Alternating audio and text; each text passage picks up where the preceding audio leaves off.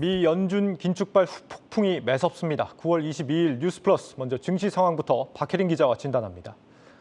박 기자, 오늘 증시가 전 세계적으로 파란불이던데 우리도 예외는 아니었죠? 네, 맞습니다. 자이언트 스텝은 예상대로 나왔지만 네. 파월 의장이 시장에 극도로 매파적인 메시지를 던지자 시장이 크게 움츠러든 하루였습니다. 점도표상으로도 내년 기준금리 상단이 5%에 달할 수 있다는 전망까지 드러나자 전 세계 시장 투심이 얼어붙고 있습니다. 증권가에선 내년 인하 전망이 감쪽같이 없어졌다며 내년 초까지는 금리 인상 폭폭이 작지 않을 것이라 전망이 나오고 있습니다. 당국이 한미 금리 역전 괜찮을 거다 했는데 역시 당국의 말은 믿을 게 못 됐습니다. 환율이 오늘 장중에 1,410원도 넘었던데 말이죠. 네. 아시아에서 보니까 인도 빼고는 한국이 가장 많이 환율이 올랐더라고요. 네. 앞으로 얼마나 더 오를까요? 최소 연말까지는 강달러가 불가피할 것으로 예상되고 있고요. 예. 구체적으로 상단 어디까지 열어둬야 하냐, 이게 가장 궁금하실 텐데 증권가에서도 뚜렷한 수치를 전망해내긴 어렵다는 입장입니다. 1,400원대 후반 혹은 1,500원대 후반, 1,500원까지도 치솟을 것으로 보는 시각이 우세합니다. 다만 우리 정부도 환율 하락에 총력을 기울이고 있는 상황이기 때문에 이번 충격이 소화된 이후에는 점차 환율이 하락 압력을 받을 수도 있다는 전망도 나옵니다. 네, 지금 캐나다, 호주 이런 천연자원이 있는 나라들은 환율이 오히려 내리고 있다는 걸 감안을 해보면 우리 원화가 유독 약세를 더 심하게 보인다는 것은 무역 적자하고 관련이 깊다는 걸 알 수 있습니다. 글로벌 경기 침체가 오면 수출이 더 얼어붙을 수 있기 때문에 걱정입니다. 네. 당장 이달 20일까지도 수출이 전년비 8% 줄었다 네. 나타나고 있는 걸로 보입니다. 국내에서는 환율에 영향을 줄 만한 변수 어떤 게 있습니까? 한국은행과 국민연금의 통화 스와프가 추진될 전망입니다. 예. 또 한국가스공사의 달러 매수 수요를 차입으로 대체하는 방안도 적극적으로 검토 중인 것으로 알려졌습니다. 일단 이렇게 공공기관의 달러 매수를 최대한 줄여보겠다는 거고요. 또 25bp씩 금리를 올리는 기조를 유지하겠다던 한은도 금리 인상 속도 전에 동참할 가능성도 높게 점쳐지고 있습니다. 최근 스웨덴이 100bp를 인상했고 유럽 주요 국가 중 유일하게 마이너스 금리를 고수했던 덴마크와 스위스도 마이너스 금리 정책을 종료하면서 현재 일본만 세계 마지막 마이너스 금리를 유지하고 있는 상황입니다. 다음 달 한은 금리가 25bp보다 더 많이 오르게 된다면 환율이 조금은 좀 개선되는 효과가 있을까요? 네, 그렇습니다. 어느 정도라고 단언할 수는 없지만 25bp보다는 훨씬 더 나을 겁니다. 한국경제연구원이 오늘 낸 자료를 한번 보면 다음 달 한국은행이 금리를 25bp 올리면 원달러 환율은 1,434.2원까지 오르고 빅스텝에 나설 경우 1,409.6원까지 오를 것이라고 추산을 했습니다.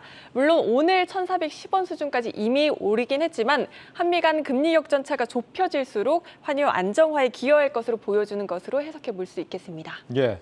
그리고 이 국민연금과의 통화 스와프는 조금 신박합니다. 그러니까 네. 국민연금이 해외 투자를 할 때 외환 시장에서 달러를 사는 게 아니라 우리 정부의 이제 외환 보유액에서 빌려다가 투자를 한다 이런 네, 개념인데 맞습니다. 사실 한미 통화 스와프가 나올 줄 알았는데 말이죠. 당장은 한미 간 통화 스와프가 어렵자 일단 국민연금과 함께 대응하겠다는 겁니다. 네. 연금은 그동안 막대한 해외 투자 자금을 현물화 시장에서 사들이면서 이 환율 상승의 핵심 요인으로 거론돼 왔습니다.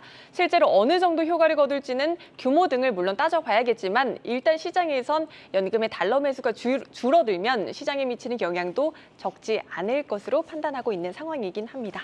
증시는 오늘 신저가로 추락한 종목들이 상당히 많았습니다. 네. 앞으로 투자 대응 어떻게 하라는 조언이 나옵니까? 네, 주식 비중을 축소하고 현금 비중을 늘리라는 조언이 나오고 있습니다.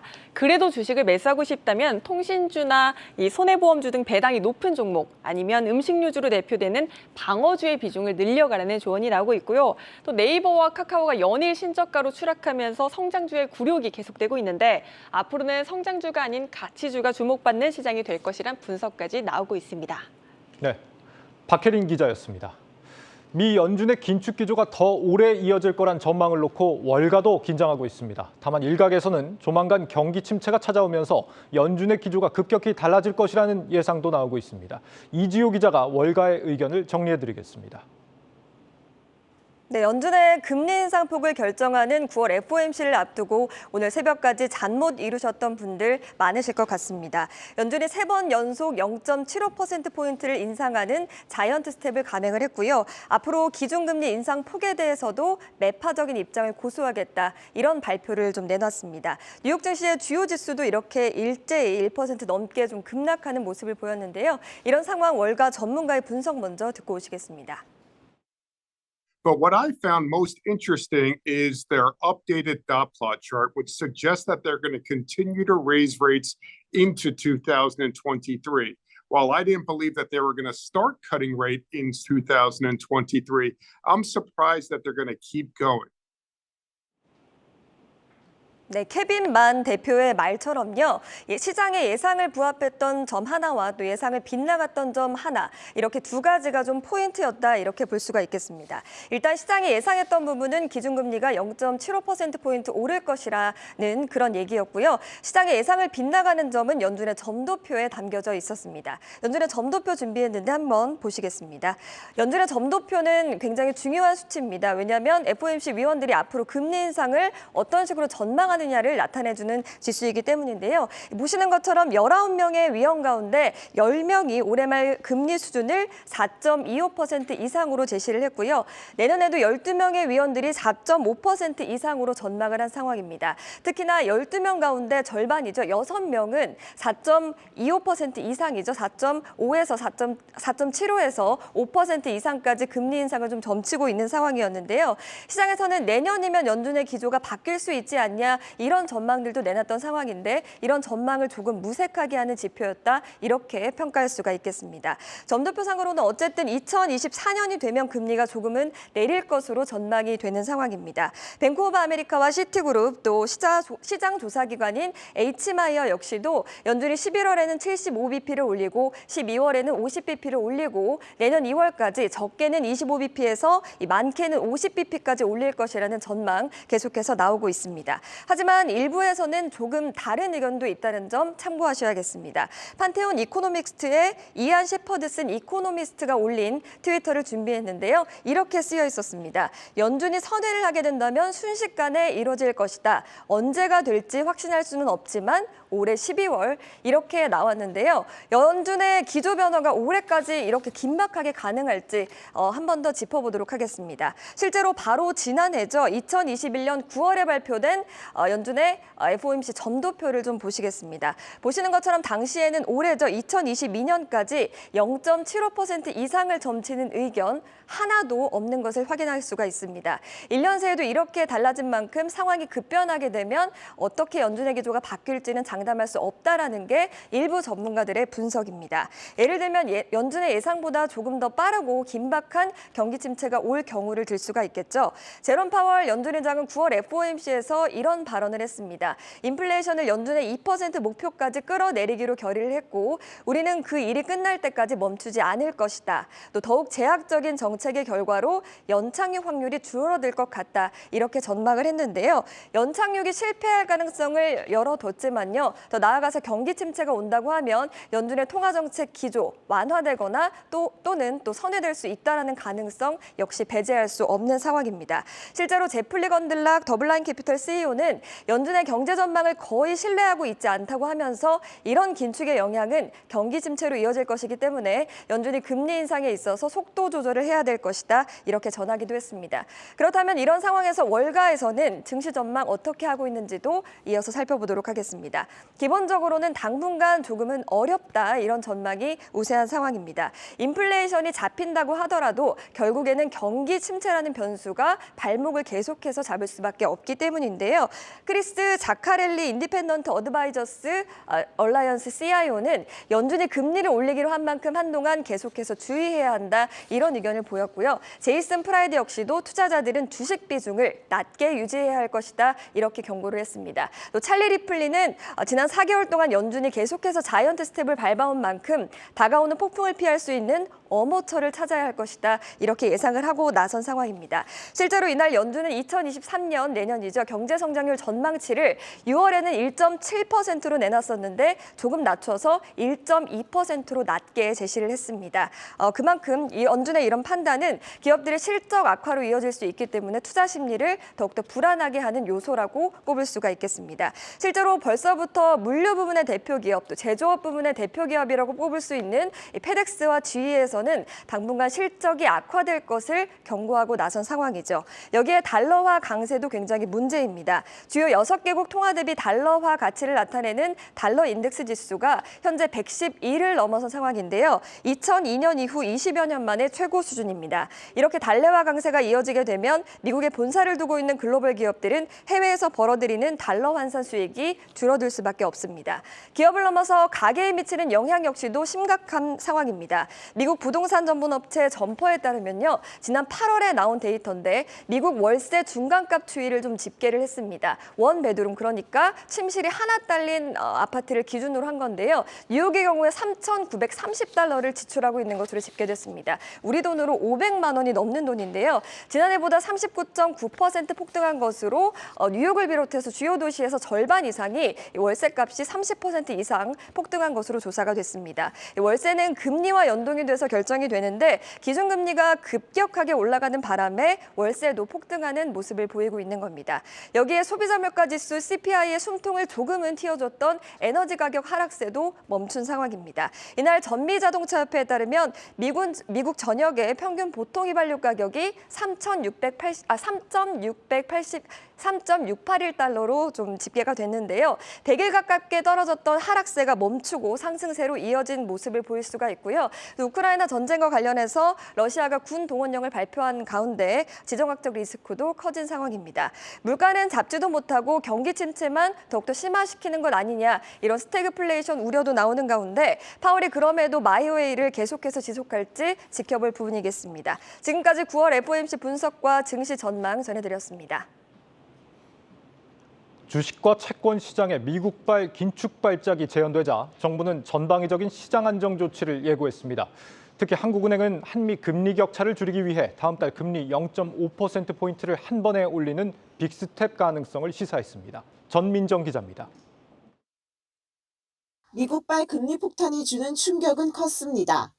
미 연준이 세 차례 자이언트 스텝에 나서자 한국의 주식과 원화, 채권 가격이 동반 하락하는 트리플 약세가 나타났습니다. 코스피는 전날보다 14.90포인트 하락한 2332에 거래를 마쳤고 원달러 환율은 2009년 금융위기 이후 13년 6개월 만에 1,400원 선이 뚫렸습니다.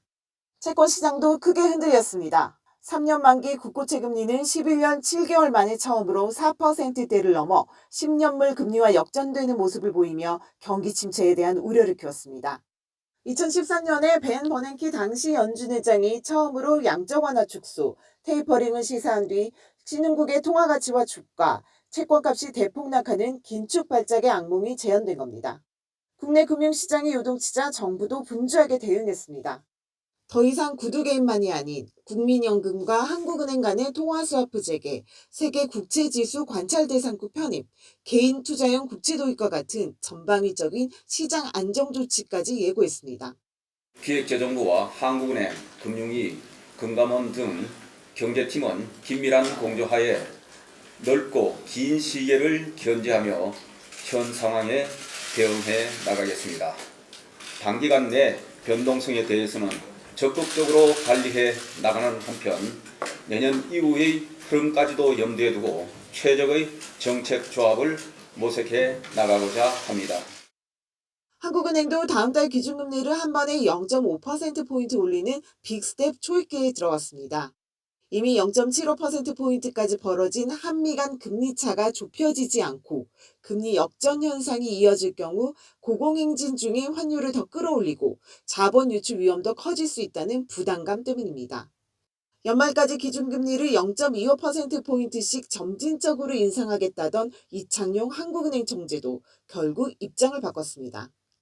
미국의 기준금리가 4%대에서 어느 정도 안정되지 않을까 하는 기대가 많이 바뀌어서 지금 한 달 사이에 많이 바뀌어서 다음 교통일까지 2, 3주 시간이 있기 때문에 이러한 전제 조건의 변화가 국내 물가와 성장 흐름, 외환시장 등에 미치는 영향을 면밀히 검토한 후에 앞으로 기준금리의 인상폭, 시기, 경로 등을 금융위에서 결정해 나가겠습니다. 한은행 환율 상승에 금리까지 다시 가파르게 오르면 한계 기업 비중은 20%까지 늘어날 것이라며 기업 여신 심사와 비은행 금융기관 감독을 강화해야 한다고 제언했습니다. 한국경제TV 전민정입니다. 발빠른 투자자들은 벌써부터 금리 정점 이후를 준비하고 있습니다. 채권 투자를 주목하고 있는 건데 상대적으로 낮은 가격의 매수에 높은 수익률을 낼 수 있는 절호의 기회라는 인식 때문입니다. 신용훈 기자입니다. 인플레이션과 금리 인상은 채권 포트폴리오에 부정적인 영향을 미친다. 채권에 대한 기본적인 투자 공식입니다. 하지만 급격한 금리 인상 시기가 다시는 오기 힘든 채권 투자의 기회로 떠오르고 있습니다. 기준금리 인상으로 채권 금리, 즉 수익률은 올랐지만 채권 가격은 낮아졌기 때문입니다.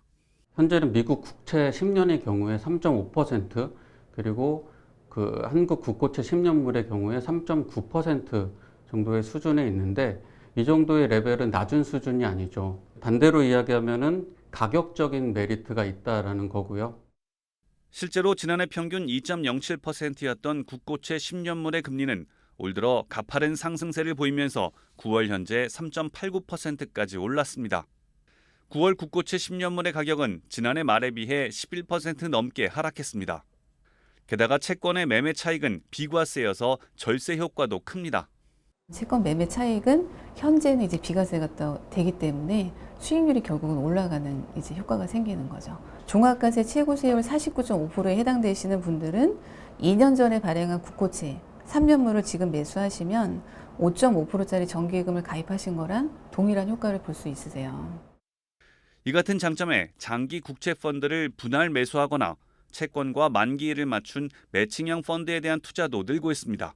만기 매칭형 펀드라고 해서 그 만기가 그 채권과 매칭이 되는, 그러니까 그 금리 상승에 따른 그 자본 손실이 발생하지 않는, 그러니까 어느 정도 원금이 보장된다라고 볼 수 있는 상품을 많이 찾으시고요. 높은 수익률을 추구하시는 고객님들의 경우에는 장기 국채 펀드를 좀 분할해서 매수하는 전략으로.